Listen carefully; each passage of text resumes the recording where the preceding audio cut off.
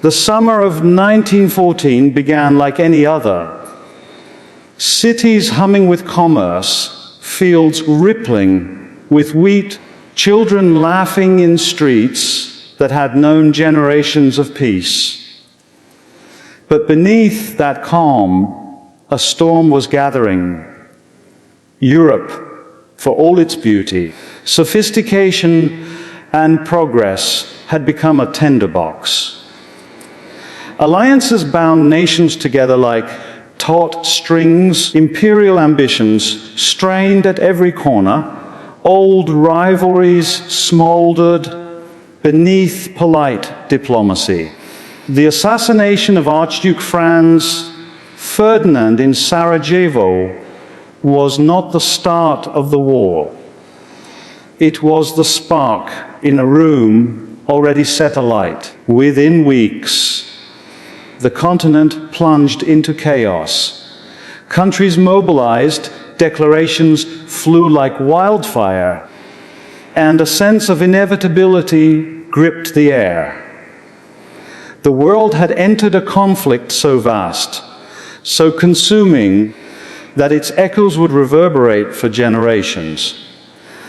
Yet to understand World War I, we cannot focus solely on borders, treaties, or battle plans.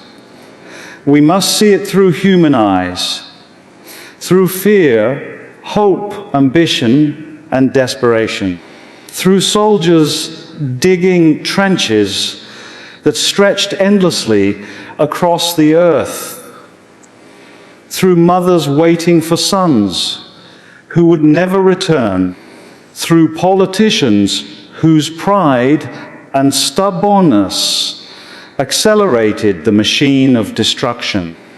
The Great War, as it was later called, was the first truly global war, but it was also profoundly human. Its story is a tapestry of courage, folly, innovation, and catastrophe. From the streets of Paris to the fields of Flanders, from the deserts of the Middle East to the forests of Eastern Europe, humanity was tested in ways that were both unimaginably vast and intimately personal. Technology changed the very nature of conflict. Machine guns, poison gas, tanks, and aircraft introduced horrors no previous generation had known. Yet even as weapons advanced, the human spirit was not entirely extinguished. Acts of bravery, moments of compassion, and fleeting glimpses of hope punctuated the endless horror. But the scale of destruction was staggering. Millions of soldiers, civilians, and entire societies were swept into the whirlwind.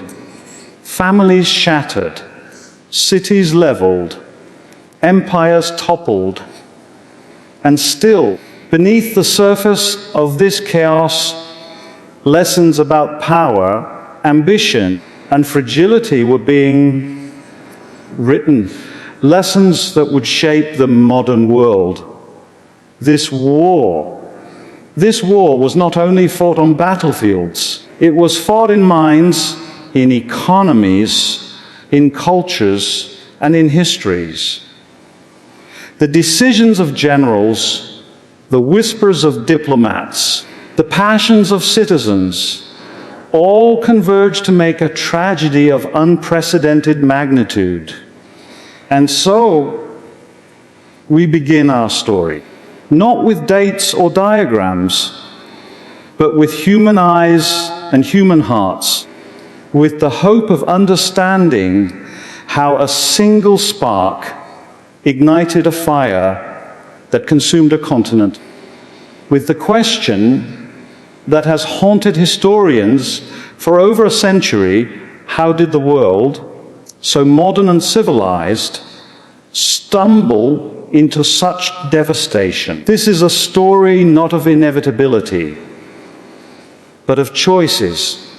not of faceless numbers, but of human ambition, error, and courage. Not merely history, but lived experience, blood, sweat, tears, and lessons etched into the soil of Europe.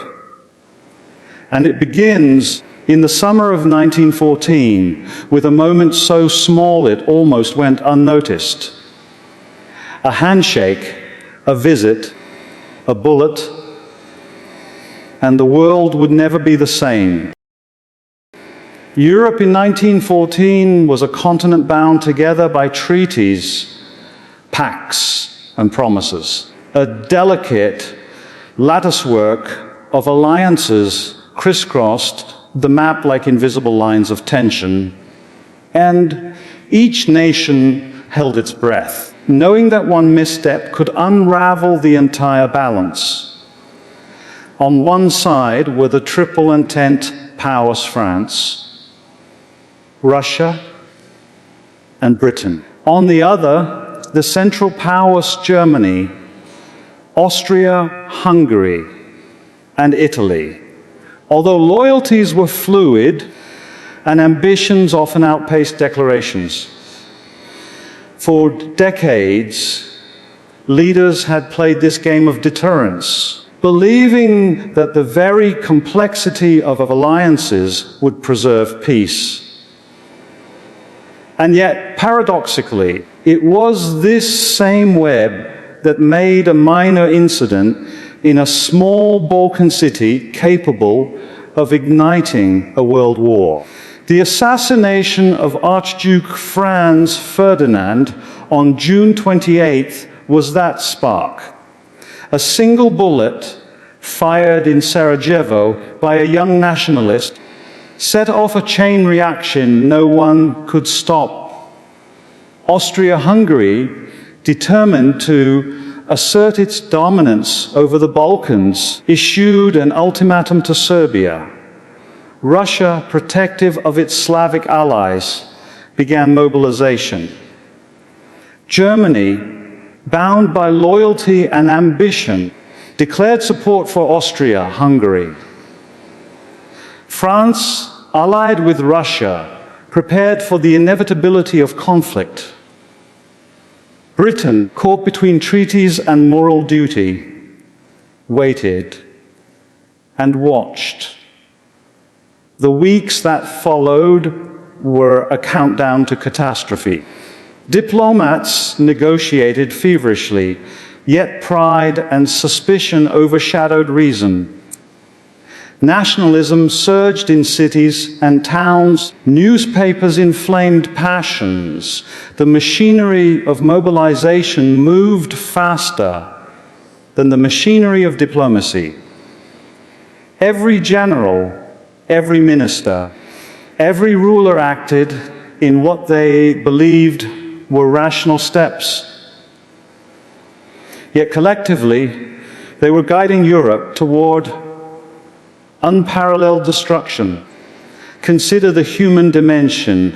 Young men marched off to war with a mix of fear and fervor, convinced they were defending honor, homeland, or empire. Families waved them goodbye, believing the conflict would be swift, glorious, and decisive. Nobody imagined a 4-year grind of trenches, mud, and slaughter. Nobody imagined that modern industry and mechanized warfare would transform Europe into a landscape of horror. But to understand why the war became so massive, we must look beyond the bullet and the ultimatum. It was the intersection of technology, industrial capacity, and ideology. Railroads carried soldiers faster than ever before. Telegraphs spread orders instantly. Factories churned out rifles, shells, and uniforms at a scale unprecedented in human history. Ideas of nationalism and imperial ambition fueled loyalty and resentment alike. Every decision, every alliance, every miscalculation magnified the consequences. The Austrian-Hungarian declaration of war was not merely a regional conflict. It was a domino in a continental collapse. Mobilizations triggered counter-mobilizations. Borders became front lines. Cities, forests, and fields became theaters of unimaginable carnage. This was a war of systems as much as men. Political systems, military systems, and economic systems all intertwined, creating feedback loops of escalation. The world had built a machine for destruction, and once set in motion, it was almost impossible to stop. And so, Europe stumbled toward the abyss. Pride, fear, and ambition combined with technological innovation to create a scenario no human foresight could fully contain. Decisions made in palaces, offices, and council chambers reached across the continent, touching soldiers in trenches, civilians in towns, and entire societies unaware of the scale of suffering to come. By the time the first shots were fired on the Western Front, the world had already changed.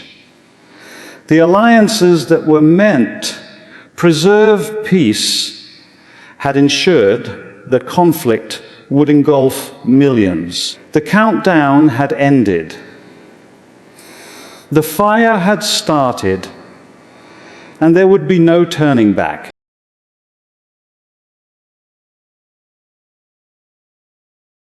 Once the armies met in the fields of northern France and Belgium, the war transformed. It was no longer a war of movement, of decisive battles, of quick victories. It became a grinding, suffocating stalemate, a landscape scarred by mud, blood, and endless wire.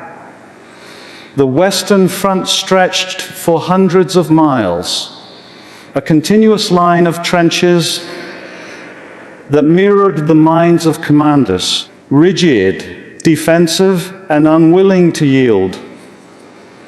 Soldiers endured horrors that previous generations could scarcely imagine. Life in the trenches was defined by mud that swallowed boots, rats that gnawed without mercy, lice that crawled through every layer of clothing, and water that pooled in ditches like stagnant mirrors, reflecting fear and despair. Men waited days, weeks, months, in a monotony broken only by the roar of artillery, the scream of shells, and the sudden, shocking absence of comrades.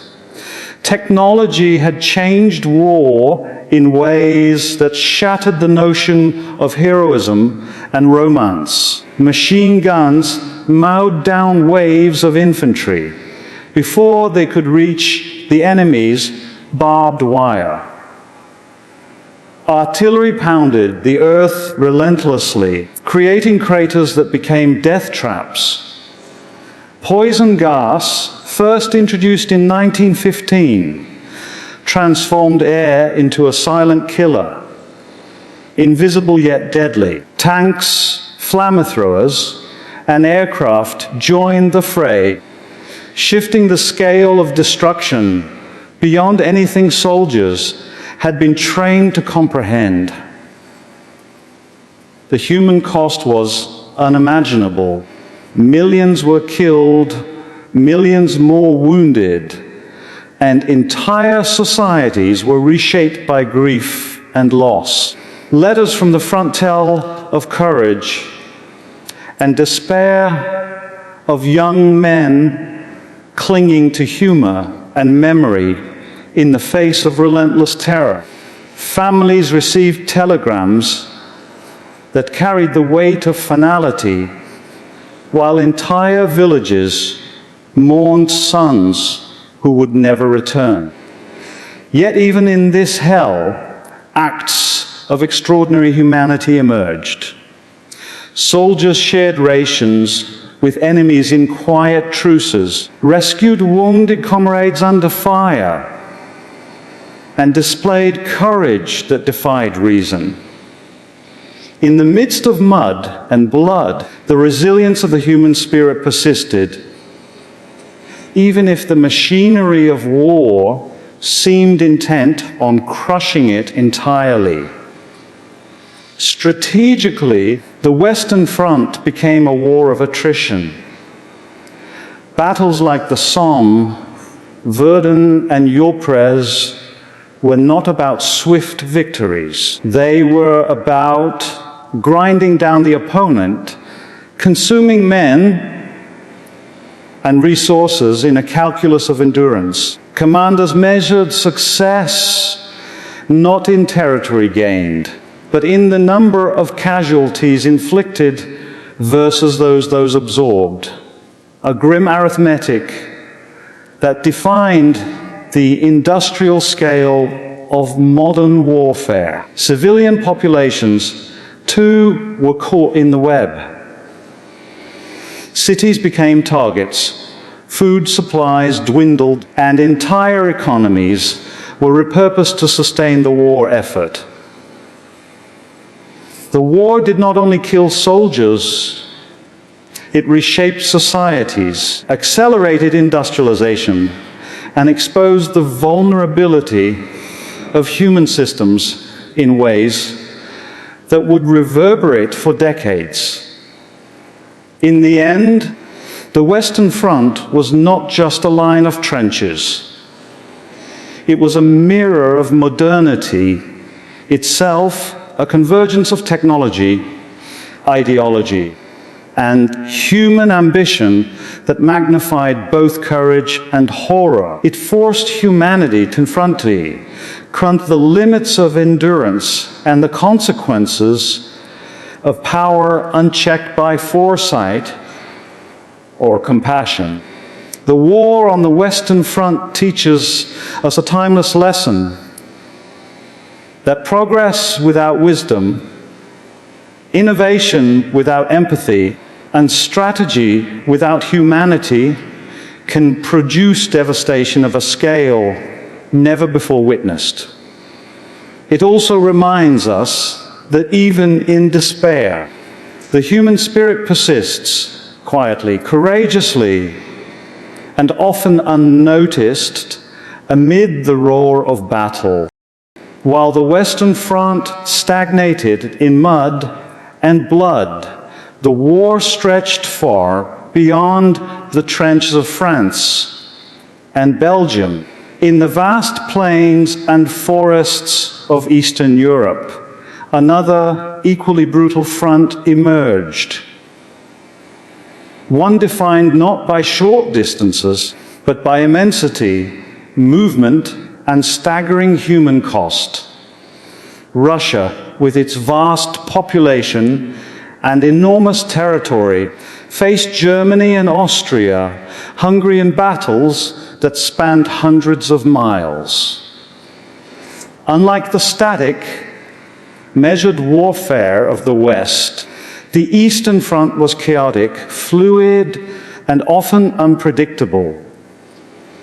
Armies maneuvered across rivers, forests, and plains, and the scale of casualties was enormous. Millions of soldiers fell, often lost in the logistical impossibility of supplying, reinforcing, and coordinating armies across such vast distances.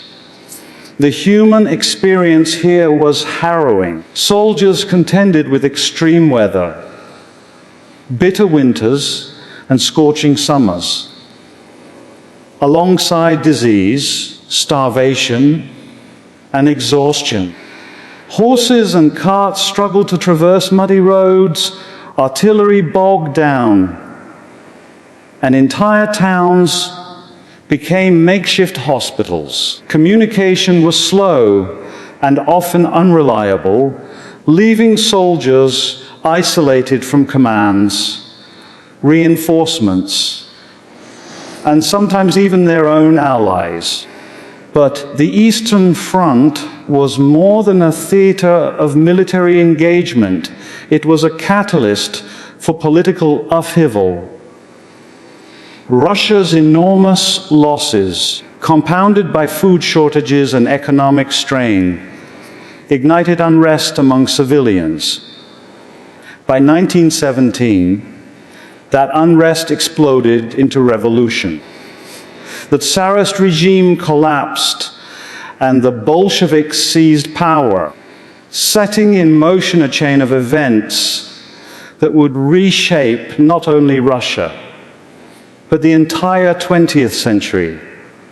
Meanwhile, the war's reach extended far beyond Europe. Colonies in Africa and Asia were drawn in as European powers leveraged their empires to fuel the conflict. Soldiers from India, Australia, Canada, New Zealand, and Africa were mobilized to fight in distant lands, many for causes that were abstract and distant from their own lives. The war became truly global. The first conflict in which industrialized powers harnessed the resources and manpower of multiple continents, transforming local disputes into worldwide catastrophe. The Middle East also became a stage for strategic maneuvering. The Ottoman Empire, allied with Germany, fought against British, French, and Arab forces. Lawrence of Arabia and the Arab Revolt are emblematic of the war's entanglement with nationalism, imperial ambitions, and the promises of self-determination. Here, the map of the modern Middle East was being drawn and redrawn, often at the expense of the local population, whose lives were swept up in decisions made thousands of miles away. The Eastern and global fronts illustrate a critical truth about modern war. Its consequences are not confined to battlefields. Political structures collapse, social orders transform, economies strain, and the very notion of sovereignty and identity is tested. World War I demonstrated that a conflict between nations could ripple across continents, touching every aspect of human society, from the peasants' fields in Europe to the diplomats negotiating in imperial capitals. This global perspective also underscores a deeper lesson. Technology, logistics, and communication had made war faster, deadlier, and more interconnected than ever before. Yet, despite all this sophistication, human unpredictability, error, courage, desperation, and ambition remain the decisive factor. The Eastern Front reminds us that scale does not diminish human experience, it magnifies it. Each soldier, each civilian, each decision contributed to the unfolding tragedy in ways both immediate and historic. And so, as the war expanded across continents, we begin to see the full tapestry of world war, a conflict that was not merely European, not merely military, but profoundly human in its reach, complexity, and consequences. It is a story that forces us to reckon with ambition, innovation, and the costs of a civilization pushing itself to the limits. While the guns roared on the western and eastern fronts, the war reached far beyond the trenches and battlefields. It permeated the lives of civilians, reshaping societies, economies, and even the very perception of what it meant to be human in an industrial age of total war. Millions of ordinary people found themselves swept into the machinery of conflict.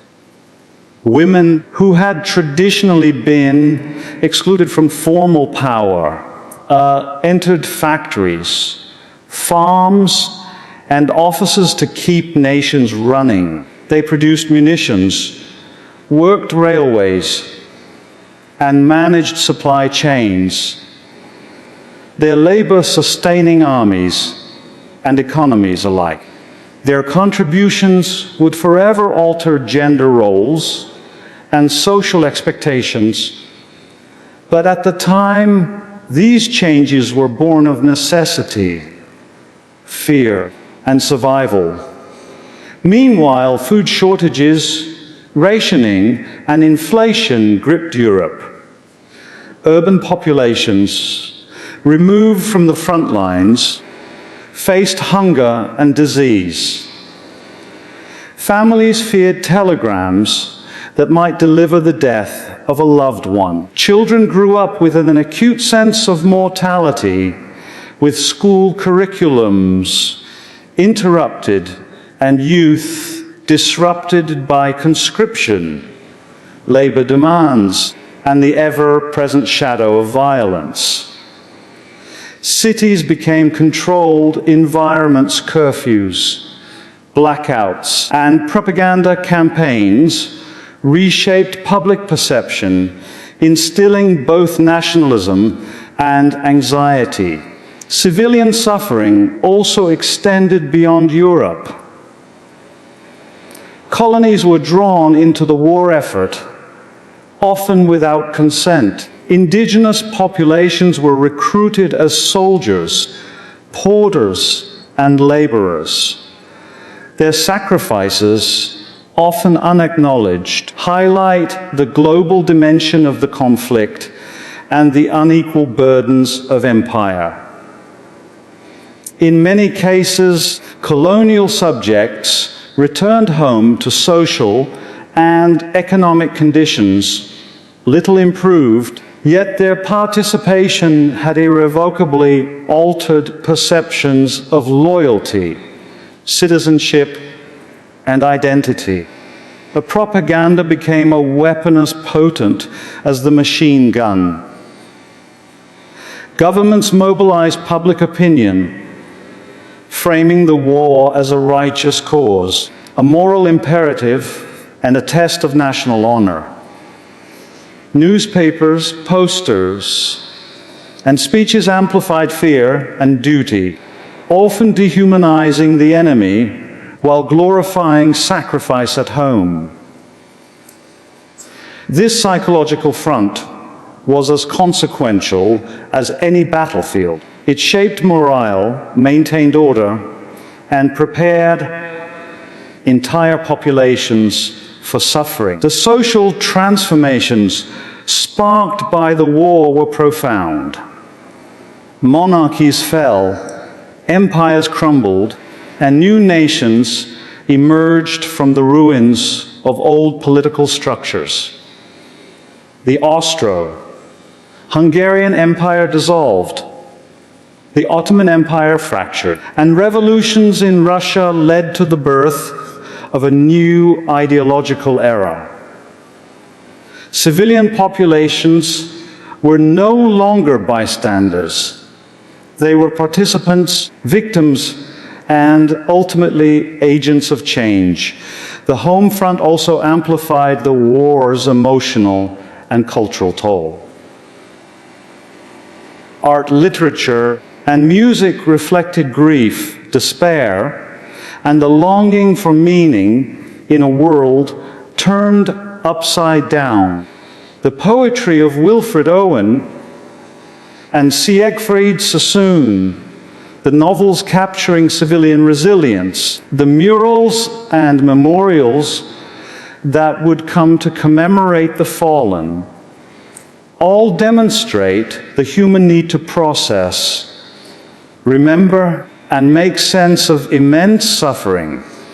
And here is the lesson that connects the front lines to the home front. Modern war is total. It consumes soldiers and civilians alike. It reshapes families, cities, and cultures. It exposes both the fragility and resilience of human societies. World War I was not only a test of armies, but a trial of civilization itself, a demonstration of how interconnected humanity had become and how vulnerable we were when ambition, pride, and industrial power collided. As the war raged on distant fronts, the human cost at home ensured that the conflict was no longer contained to battlefields. Societies transformed, endured, and in some ways awakened to new possibilities. The seeds of modern social change, from women's rights to anti-war movements, were sown in the shadow of suffering, proving that even in catastrophe, humanity continues to evolve. By 1918, the world had been irrevocably transformed. 4 long years of conflict had scarred continents, economies, and human consciousness. Europe, once confident in its order, now lay in ruins. A continent where mud, rubble, and loss defined the landscape as much as rivers and forests ever had. The final year of World War I was both inevitable and chaotic. The German Spring Offensive sought decisively to break the stalemate on the Western Front, pushing waves of soldiers through devastated villages, only to exhaust men and material in a desperate gamble. Meanwhile, the Allies, reinforced by American troops arriving from across the Atlantic, gradually gained momentum. Resources, morale, and innovation shifted the balance, illustrating that industrial capacity and human endurance often outweigh strategy alone. Civilians continued to bear the cost. Starvation and disease, exacerbated by blockades and economic collapse, claimed millions of lives. Governments faced unrest, riots, and strikes. Armies on all sides were depleted, exhausted, and haunted by trauma. Letters from the front spoke of despair, courage, and longing of men clinging to fragments of hope amidst the chaos of a world unraveling. Then came the armistice on November 11, 1918. At 11 a.m., guns fell silent along a front that had stretched over 1,000 miles. Soldiers paused, incredulous. Towns and villages erupted in celebration. Bells rang, flags waved, but amid the jubilation was an awareness that nothing would ever return to how it had been. The aftermath was staggering. Empires crumbled. The Austro-Hungarian Empire dissolved, the Ottoman Empire fractured, and the German monarchy fell. National borders were redrawn, new countries were born, and old conflicts simmered beneath the surface.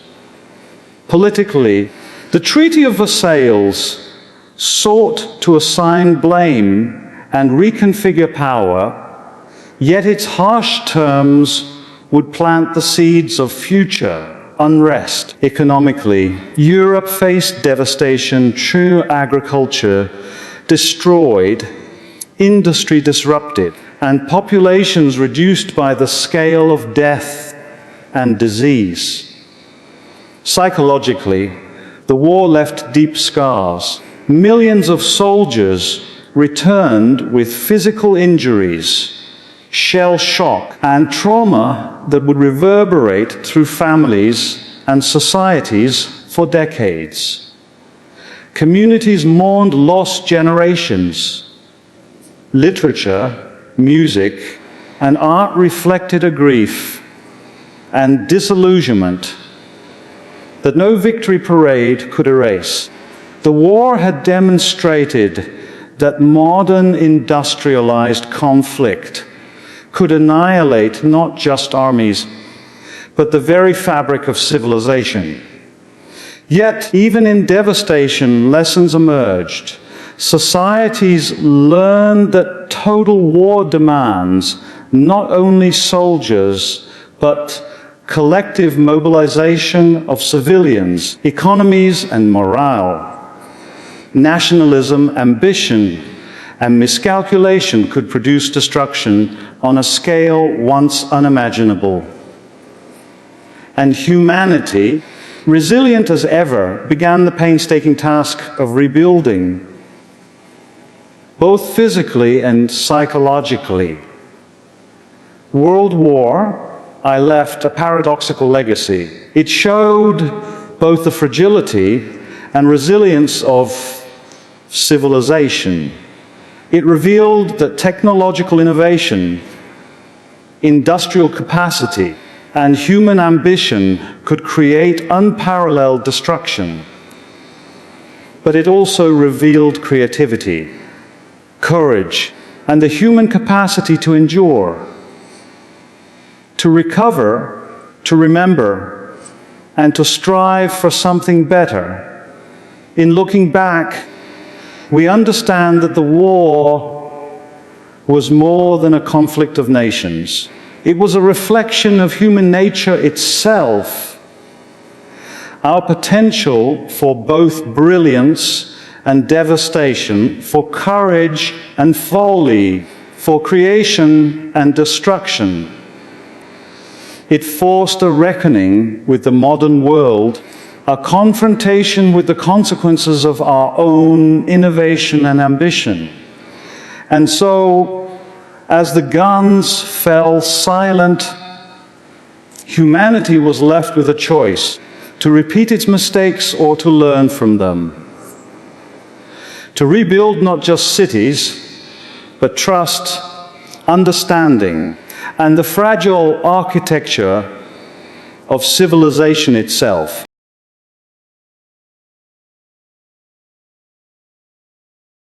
World War I was not simply a war. It was a mirror held up to humanity, reflecting our greatest strengths and our deepest flaws. 4 years of conflict reshaped continents, redrew borders, and tested the limits of human endurance. But beyond maps, treaties, and statistics, the true story lies in human experience. The lives lived, lost, and transformed by the upheaval. The war left an indelible imprint on culture and consciousness. Poetry and literature captured despair and heroism alike. Artists and musicians reflected grief and resilience in ways that ordinary history books cannot. Societies were forced to confront mortality, sacrifice, and the fragility of order. Families mourned children they would never see again. Cities mourned neighbors lost to shells and disease. Nations mourned an entire generation. Yet, amid the destruction, seeds of change were sown. Women's roles in industry and society were irrevocably transformed. Political systems were tested, challenged, and reimagined. Nationalism, previously a rallying cry, became a cautionary tale of pride and ambition unchecked. The global reach of the war underscored the interconnectedness of humanity, the ways in which choices made in one part of the world can ripple across continents, touching millions. The lessons of World War I are timeless. It teaches that ambition, pride, and technology without foresight can lead to devastation. It reminds us that power, when concentrated and unchecked, can unravel civilization. And it underscores a truth often ignored. The human spirit is capable of both creation and destruction, courage and folly, endurance and despair. History also reminds us that the cost of failure is profound. The collapse of empires, the rise of revolutions, and the social dislocations that followed were not accidental. They were consequences of human decisions, military, political, and personal, and they serve as a warning for every generation that choices matter, and that the consequences of ambition and error are rarely contained to those who make them. But even in reflection, World War I is a testament to resilience. Humanity rebuilt shattered cities, redefined social structures, and continued to innovate and create.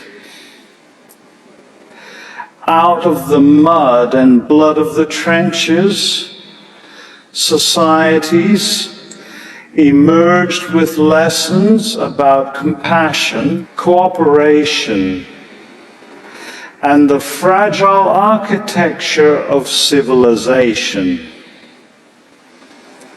Knowledge gained from this tragedy informed both diplomacy and science, shaping the modern world in profound ways. And perhaps most importantly, World War I teaches us empathy. To understand the war is to imagine the lives of those who endured it. The young soldiers facing impossible odds, the civilians trapped between fronts, the families forever altered by absence.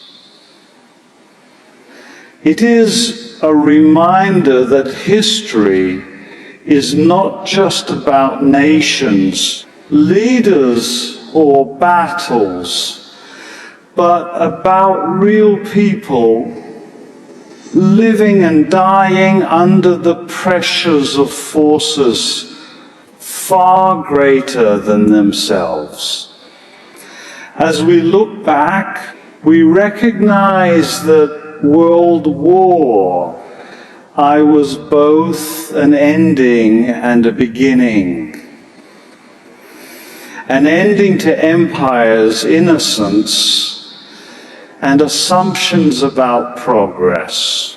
A beginning of global consciousness, technological innovation, and a deeper awareness of human interconnectedness. It is a story that asks us not only to remember, but to act, to ensure that the lessons of sacrifice, resilience, and humanity are carried forward. So, as we conclude this reflection, let us stand with history in mind and courage in heart. Let us honor those who suffered and those who endured. Let us learn from mistakes etched in blood and mud, and let us carry forward a truth that transcends time. Humanity can build, endure, and rise. Even from the deepest trenches of despair. And if we remember, if we choose wisely, we can turn the lessons of the past into a future defined not by destruction, but by hope.